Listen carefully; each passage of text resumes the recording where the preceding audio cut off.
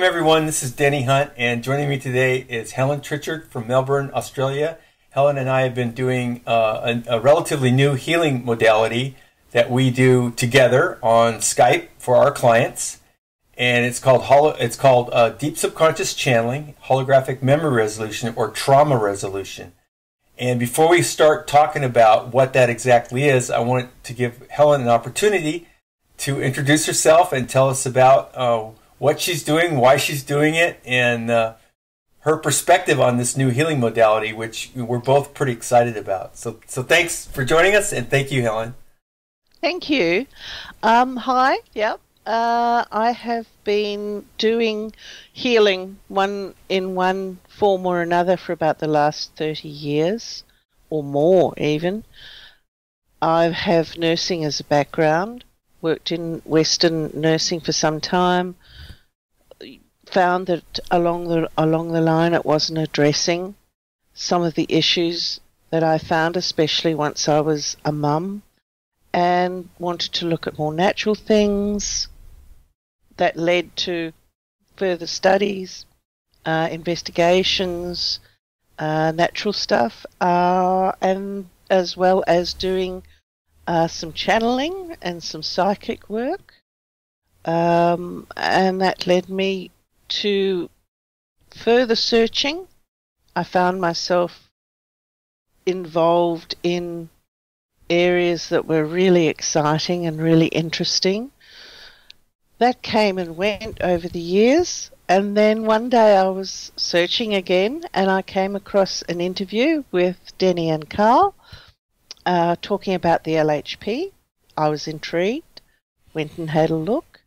And it was really, really interesting, really exciting, answering some questions that I had always had that no one else had been able to answer, and got involved there.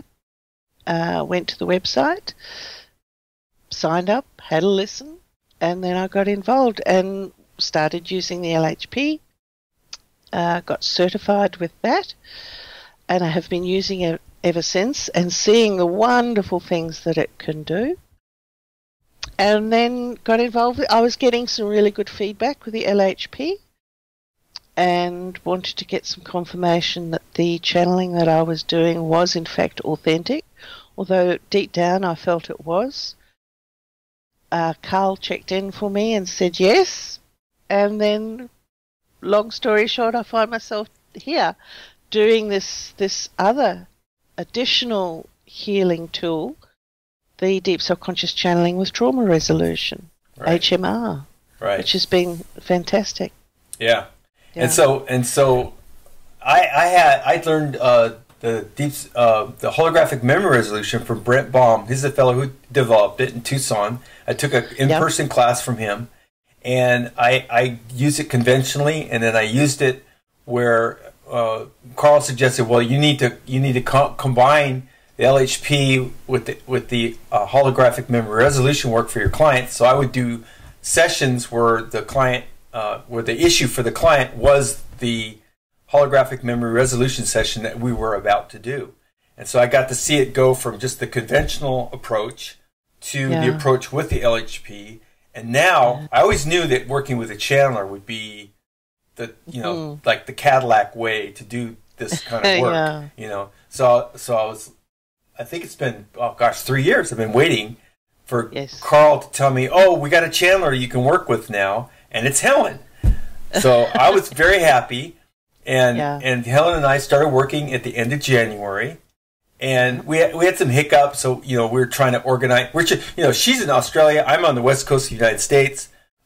We have the day difference. We have the international date line. We have, at dark 30, and for Helen, it's like in the early afternoon for me. She's getting up at the crack of dawn. And what was happening was that our LHP practitioners at Get Wisdom had known about this modality for quite a while. Carl has been turning away new clients for a long time. Every once in a while I'll take on a new client. But for the most part, he only devotes one day of the week for this kind of work. So he wasn't able to really keep up with the demand. So there's like a cooling off. People weren't asking him because he didn't have time. So when Helen and I announced that we were going to be doing this, a flood of orders came in, and we were using his old pricing structure, which probably if you were to analyze it in the field of all the different types of competing energy healing, remote healing work that we do, you would say, oh, it's a little bit underpriced, and there's been changes in the economy, whatever. So as of May 1st, we changed the price, but so everybody, there was this big rush from our perspective of people, getting their orders in before the price change, and we booked a whole bunch of sessions, and we're getting tremendous feedback, and everybody's talking to each other and saying, wow, this happened or that happened. Some physical things people had really good results with. A lot of, I think by and large, most people are just saying that they're noticing something, they're feeling better. That's the main thing. They're feeling better. And then all the other things that you might want to tie to that, because it is very subjective. Yes, this kind of stuff it is. Very. You can't help that. Yeah, it is. But it is a remote healing process, and so what? In a nutshell, what we're doing is Helen is channeling the client's deep subconscious, and the deep subconscious is something, contrary to popular opinion, is not normally accessible to any other kind of modality other than using the divine realm as an aid to contact that part of a person's mind. And so we distinguish it as the subconscious and the deep subconscious. The subconscious is accessible. The deep subconscious is not. So what Helen is doing is assessing the deep subconscious, and what we're doing is we're reframing traumas. And we're using color as the primary language to investigate and reframe and change the energetic signature in the Akashic records of a person's trauma. And so in each session, about an hour long, we will typically reframe 2 traumas, and then we do some belief work at the end. And that's where it's a client-led healing modality, meaning that when Helen is channeling the client's deep subconscious, that deep subconscious is directing the show, if you will, selecting the traumas to be reframed, selecting the colors to be used in the reframe process, telling us what the old beliefs were as a result of these traumas, and telling us what the new belief can be to replace the old beliefs. And so that's the modality that we're pursuing here with this thing that we call deep subconscious channeling, holographic memory resolution, or you also hear it the term trauma resolution. Trauma resolution. Either way, it's a mouthful. There's just no way around. So we use acronyms. DSC/HMR. Yeah, exactly. And it's really an elegant way of turning something that is very, very negative, that has been lugged around like extremely heavy baggage from lifetime to lifetime, and turning it into something positive and allowing it to be healed and letting it go. It's still there. It still remains as an energy, but it is now transformed into something that is a positive energy. It's not a negative one. Right. And I do this, I'm really just the communication extension, the bridge, communication bridge. I can't do this unless I have divine source creator assistance. That's where I'm allowed to go there. That's where I can connect with the deep subconscious through an intention to bring healing. And is it true that most of these traumas are from previous lifetimes, right? Or what we think of as previous lifetimes, right? Majority of them, absolutely. In fact, what I am relating and talking about and psychically or intuitively seeing sometimes does not, or most often doesn't give me a time frame. It is more of what I'm feeling, experiencing, not what I'm experiencing, what the deep subconscious experienced, that needs to be given recognition and understanding, and then healing brought through to it. Right. It doesn't necessarily have a time frame, although I know it's come from a previous time frame. Yeah. We know it's come from previous times. Right. And sometimes they're quite old. Some can be quite old. Some of them, and in the recounting of the trauma, there'll be things related that will help you place it in a certain time. But in terms of the information being related, it's very de-emphasized. It's not like, it was back in 1930 before the start of World War II and da-da-da-da-da. You know what I mean? It's like, it's very, it's everything related is related to the trauma and to the harm that it did to the client, and the fact that it's still being packed around and has a very negative energetic signature. And that's what this process changes, is the energetic signature. It doesn't change history. No. It didn't change what happened. It doesn't change what happened. It just it changes how the client uses it in their life.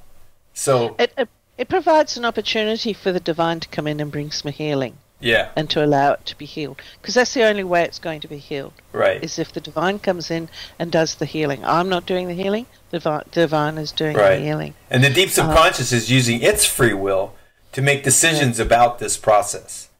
As well as the higher self, which is always involved.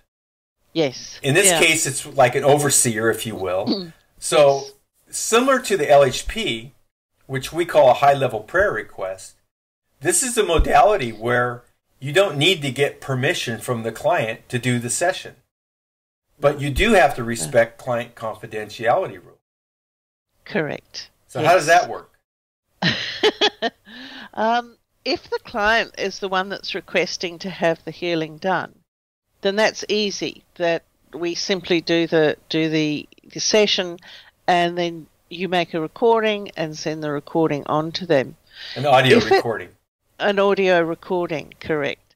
And if it is someone requesting on behalf of someone else, another adult, then we have to, as you know, we have to make it clear that there is no recording, because it is very confidential, or if they know that it's being done for them and they want the recording, then that recording needs to be sent directly to them. It is not accessed by anybody else except the recipient of the healing. Right. If it is done as a gift and they're not being told about it, then there is no recording, and we don't even make a recording of it. We just let them know. We let the person who paid for it know that it's done, and that's it. And just a short explanation of why we do this the way we do it. So Carl developed this modality and works with a HMR practitioner. Her name's Ali. So she does what I do with Helen. So Carl channels the client's deep subconscious, like you channel the client's deep subconscious, and Ali conducts the HMR session, just like I conduct the HMR session when Helen's in trance and communicating as the client's deep subconscious. So when Carl started this, he said, well, this is a great healing modality. It involves the client directly. We don't have to skirt around the free will issues, because the client's deep subconscious can make decisions for themselves about what happens, what doesn't happen, with the permission and oversight of the client's higher self. Higher self, which is the gateway. The gatekeeper. Between the gatekeeper between that deep subconscious and the divine. Exactly. So as long as the higher self is on board with all of this, it's good to go. Yeah, and so Carl's predicament here was that, okay, I could do this, and if I was really being careful about karmic backlash, karmic issues, I would do the session with Ollie. We would tell the client that we did the session, and that would be it. But for most of us involved in energy healing, and especially where there's remote sessions being done, there's this idea that we should be getting something as a validation that something was done on our behalf. So Carl felt that in the grand scheme of things, we're better off supplying the audio recording to the client, even though they get to hear about the gruesome details of this trauma, this something that happened to them that was bad, and the belief work that's done, which is kind of a mitigating factor. Yes. That's better than not doing the healing at all. Correct. So he felt like on balance, we're probably better off sharing this so that they have tangible proof that something was done, some type of a healing process was done on their behalf. Yeah. For most people, it's not a problem. For most people, it's not a problem, especially because we're doing the LHP for them beforehand. It kind of sets the stage to avoid problems or have issues.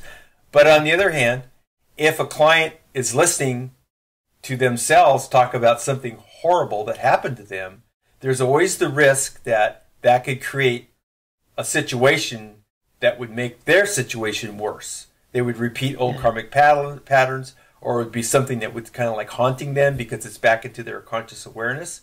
And if something like that happens, then the practitioner who supplied the audio tape to that person could then have karmic obligations for having done that. Yeah.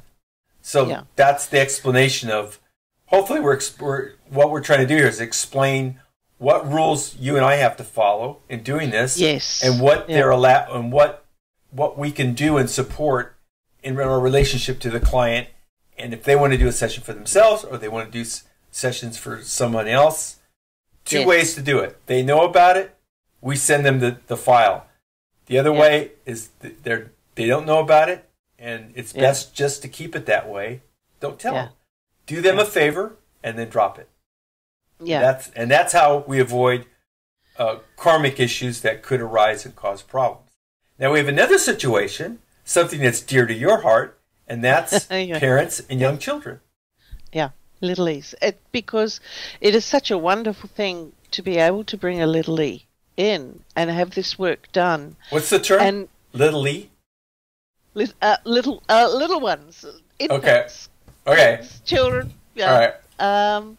Just to clear the deck somewhat for them for the rest of their lives. If they're carrying, which we all are, carrying all this heavy baggage into their life, it's so much nicer if you can heal some of that so that it doesn't affect the way they interact with the world negatively. And in that instance, if it's the parent requesting it, then we do the recording, the audio recording, and you send it off to the parent. To the parent. As long as the parent is the legal guardian, as long as the child is a minor. Guardian, that's it. Yeah, yes. Right. If the child's a minor and the parent or the legal guardian, then we can send it to them. Yeah. And they can listen to it. Keeping in mind, we are accessing previous lives, so it's not this life we're accessing necessarily for the child. It's for previous lives, and it's all the heavy baggage that all the rest of us are lugging around and come into the world with. And come into the world with, yeah, and it can make a huge difference as to how they start their life out. If they're not already carrying all this stuff around, it frees them up, as it does for adults who are perhaps more sentient to the changes that might occur when you release all this negative stuff, when you turn it into something positive. Right. It makes a huge difference. And any parent, I think, would want to do that for their child, because parents want to do the best that they can for their children. Right. And I think things that can prevent development of hurdles for these children, obstacles as they go forward, things that might crop up because you've got a deep subconscious that's sitting down there going, what's going to happen to me next? Yeah. And being scared and timid and it's not a sophisticated part of the mind, but it's a mind it's a part of the mind that's aware of everything, and very powerful. Yeah, so it can trigger you. Like typically, it'll show up as a body sensation or an emotion if it's coming from the deep subconscious, and it's a real conundrum, I think, for modern, conventional views of the human awareness, human psyche, and everything. It's because it's poorly understood. I haven't really encountered anywhere else where a distinction is made between the subconscious and the deep subconscious. But it's really important to understand that distinction, because a lot of clarity can come from it, and it also helps people to explain what it is that you and I are doing and why it works so well. Yeah. Well, the subconscious is accessed more often than not through hypnosis, but the deep subconscious more often than not is not accessed by anything, and it's the one that has the most influence. It's running around terrified because of all these traumas that it has been subjected to over the lifetimes. Yeah. It's not a logical part of our mind. It's not a part of our mind that goes, oh, that was 300 years ago. I need to worry about that anymore. It's right there. It's like it's something that has not been healed, so it gets packed around with that level of understanding, but that visceral awareness that's constantly there, constantly triggering the person in their conscious life. And a lot of times you don't know where this is coming from. You could have some strange phobias, like one of the examples I give is like, oh, I don't like to get in on the passenger side of a vehicle. It makes me nervous or whatever. Well, it turns out you had 3 lives where, you're in the passenger seat and the carriage went off the cliff and you were the one who got hurt or whatever.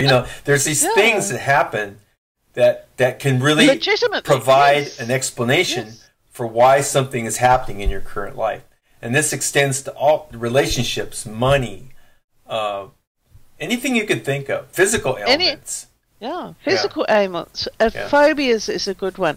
And the deep subconscious has a deep-seated responsibility to try and keep its home free and safe. Right. And it's had all this stuff happening to it, and it's trying to protect us. It's sitting there, it's trying to protect us, so all these fears get thrown up because it doesn't want us to have the same thing happen again.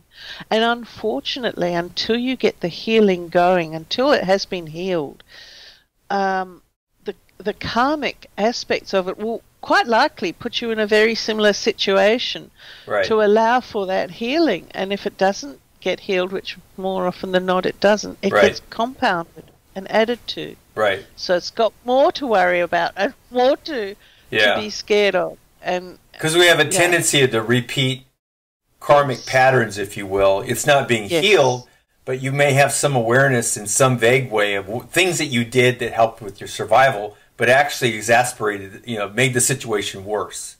And you're able to survive it, but you're not really healing it. So, it's in the abeyance kind of thing. And that's represented very often by halfway through the process, where we ask the younger selves to come up all those other lifetimes. Yeah, the belief work similar at the end. Yeah, something similar has happened. Right, and all these younger selves appear because they need to have the healing brought to those lifetimes as well. As I said, such an elegant way of bringing healing over a vast time. Yeah. Period where trauma has occurred. Yeah. It's just fantastic. It's wonderful. The feedback we're getting from the clients is just wonderful. I know it's motivating both of us. Yes. To do that as much as we can, so people don't need to wait. And we're struggling with the time difference and everything, but it's very rewarding work. And so just the nuts and bolts. This is a remote healing process. Yes. So when you purchase a session, it's $175 US. We can do 5 sessions for $650. Helen can accept the payments through her website, lightnessoftouch.com. denny.hunt.com.au.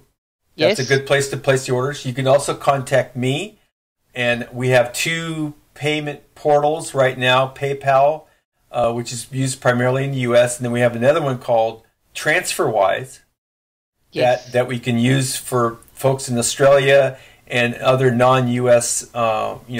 Locations where the fees are a little bit better. So we can both use that. So I can accept the payment at TransferWise, so can Helen. Helen can accept the payment at PayPal, and I can as well. And so what we do is we'll book like a lot. The five session package is very popular. It represents a pretty hefty discount. So 5 sessions for $650, and then we do them about a week apart. And maybe we don't try to push them together. We try to space them out a week or so apart, and that's usually better for most clients because sometimes these healings are a little bit profound, and you need time for the dust to settle, if you will, and acclimate to this new, perspective. And the other thing too is that we want to mention is that we don't do this for people who have not yet first had an LHP session. Yeah. So if you're thinking about doing this, the first order of business is to get a Lightworker Healing Protocol session done for yourself. Helen can do that. I can do that. We usually refer people over to getwisdom.com. That's where this protocol was developed. So go there and order it. And if you'd rather just work with Helen or I, that's fine. There's many different options of ways to do this. The personal clearing, we can do that for on the LHP side of things. We can do it for the whole family. We could do it for the whole family of your house. We could do it for your whole family, your house, and your dog. And so there's a lot of options. You can talk to us about it. And we also do hardship discounts. So if there's a financial situation that's intractable and you don't mind sharing it with us, because we're not giving this away, but we're sensitive to the fact that people may be struggling financially. So, but you do have to ask. So if you ask us and let us know what's going on, we'll do our best to help you. As financial struggles can be one of the reasons that you need to have a deep subconscious trauma resolution. So that you can fix the trauma that is needing healing to allow you to then bring the abundance back into your life. Right. Which can include financial abundance as well. So we're sympathetic to that and quite happy to do what we can to help and make this work for everybody. But as you say, the Lightworker Healing Protocol, the LHP, really does need to be done beforehand. Yeah. To level the playing fields, as it were, to do a little bit of housekeeping beforehand. Right. Yeah, the analogy I use is clean up your living room before you invite guests over. That's what I say. I don't know how accurate that is, but it seems to fit. But the LHP covers a lot of ground. It can clear up a lot of stuff that will just make the deep subconscious channeling holographic memory resolution work that much more effective. Yes. It really lays a good platform for the additional healing to work on.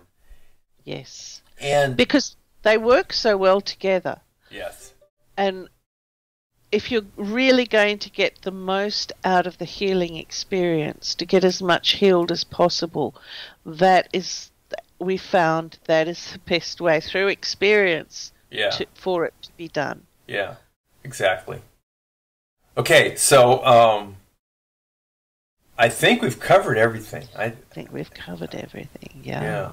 And if there's questions or comments, we will have this. I think this video is going to first go up on my YouTube channel, and then Helen's going to probably put it on her Facebook. She has a business page there, Facebook. Yeah. And so we can be contacted that way, and I can be contacted. I can be contacted on the contact email at getwisdom.com. And so we invite people, if you want to get a lot of background on like where's Helen and Denny coming from with all this, the Get Wisdom website's really good because there's so much material there.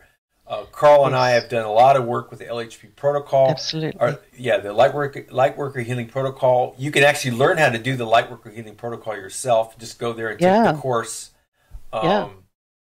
and we have a forum there, and so there's a lot of information there. Helen's website's also very informative, and it's a good place to go and get started if you're really serious about getting some healing done for yourself or your loved ones. That's that's what we're here for. That's what it's all about. Yeah. And I invite people to compare us with other healing modalities. I think we will. I think most people will come away with a very favorable impression of what and how we do what we do. And testimonials. We've got lots of people who've done this and have related back to us what their experience was. And no, there's nothing that we won't tackle. There's nothing that, I know that from my point of view, people often end up coming through to me after having tried pretty much everything else. Yeah, allopathic medicine, all the HQQQ, all these other different modalities, and Bruce Lipton, and I don't mean to throw anybody under the bus here, but it's the truth. I mean, and Carl's the same way. Carl will tell you, he says, I'm usually the person that they end up with after they've exhausted all the other healing modalities, and they've tried everything else, and they're still suffering. Also, for things like PTSD, stuff where there is heavy reliance on medication, which has side effects into the rest of their lives. We don't advocate stopping medication, but what the healing can do is actually reduce the need for it significantly, and so that you're not so heavily dependent on it, and working with it that way. So and both Helen and I have had this done for ourselves. And we'll continue to do it for ourselves. I have a friend that I'm doing trades with for myself. When something works like this, it just makes total sense to take advantage of it, and as much as you can. So, because we're all walking around. The reason we're here, where we are right now, is because healing needs to be done. And this is the opportunity for us to do it. And the healers also need healing. And the healers need healing. Everybody needs the healing to be done. So we all get it. We've all have to have it. Okay. And our loved one. Yes, exactly. All right. So thank you, Helen. Thank you very much. It's been wonderful working with you. And it's wonderful working with you too. It's real. This is a wonderful, wonderful thing to be doing. And for once, in many, many years of working, I look forward to coming to work now. It's been a long time. A long time. I feel the same way. I've had all these. I tell people about my work history, and they go, "Oh, that's so cool! You did this, did that." And I go, "Yeah, but it doesn't compare to what I'm doing now. It doesn't." When you can really help somebody, that's just to see, even just at the end of the session, when everything has been turned around and healed, and the positive light is now shining on it. It's so nice. It is so nice. It's such a nice thing to experience. And one of the things we discussed before on Helen's side of this, when we do this, we say Helen has a front row seat. It's literally true. Yes. You're seeing and feeling exactly what the deep subconscious has seen and felt. But it doesn't get into a lot of graphic detail, which is kind of nice, because with the divine realm's involvement in this, it's the supreme level of organization. It's so many different levels. It's like the divine realm, the deep subconscious, knows that the client is going to hear this recording. So it's very respectful of the situation, what we're doing, why we're doing it. All of that gets a high level of respect and care and love. Yes, absolutely. That's what it's all about. It's about the healing and the love that connects everybody and is the driving force for the divine and Source Creator is simply love and healing. Yeah. And that so there's not much emphasis placed on the gory, horrible details of. That's kind of just given a general overview. Yeah, it's acknowledged. It's and described as much. It needs to be. Yeah, Yes. right. It needs to be acknowledged. Yeah. You know, this was a horrible thing. This happened. Blah blah blah. This is some of the circumstances surrounding it. Right. Move on and let's clear it up now. Yeah. So not too much energy is spent on digging up all the dirt, for want of a better term. Right. Exactly. Yeah. So, but the good stuff is really nice at the end. Yeah. It gets turned around.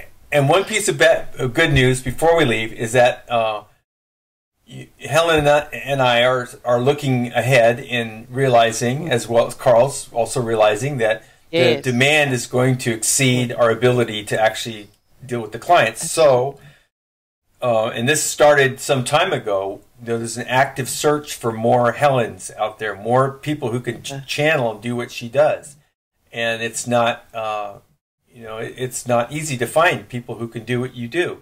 But we're looking for them. We have more HMR practitioners than we have channelers. But once we get some more channelers, there'll be more people who will be able to do this, because what we don't want to get into a situation like Carl was in, where he was turning away clients, or people were going into very long wait periods. You know, like right now it's 2-3 weeks, 4 weeks in some cases, due to vacation schedules and stuff like that. But and we're recording this the beginning of May 2021, and Helen and I have been doing this since the end of January, and we're booked out. We're booked out pretty far now. But with the new channelers coming on, we're going to have more people doing this, so that clients can actually find somebody to do the sessions for them in a timely fashion. So that's the goal. That's underway, and we'll keep everybody posted about that as much as we can. So, and the training is consistent, and it'll be exactly the same sort of thing done with whoever's doing the HMR practitioner is, and whoever the channel is. We will have consistency throughout. Yeah, that's a good point. That's important to say. Yeah, and the healing, of course, is always driven by the divine. So that's we're in good hands. We're in good hands that way. Okay. Always. All right. Always. Well, I want to thank everybody for joining us. Thank you, Helen, again so much. Again, thank you. Helen's website is in the description of this video, and various ways to contact us, and a little bit of explanation about what we just talked about is there. Yep. And we'll have the comments open on this video, so you'll be able to interact there a little bit. And that's it. Thanks. That's it. Yeah, thank you, everybody. Yep, thank you. Okay, bye-bye. God bless. God bless. Bye-bye.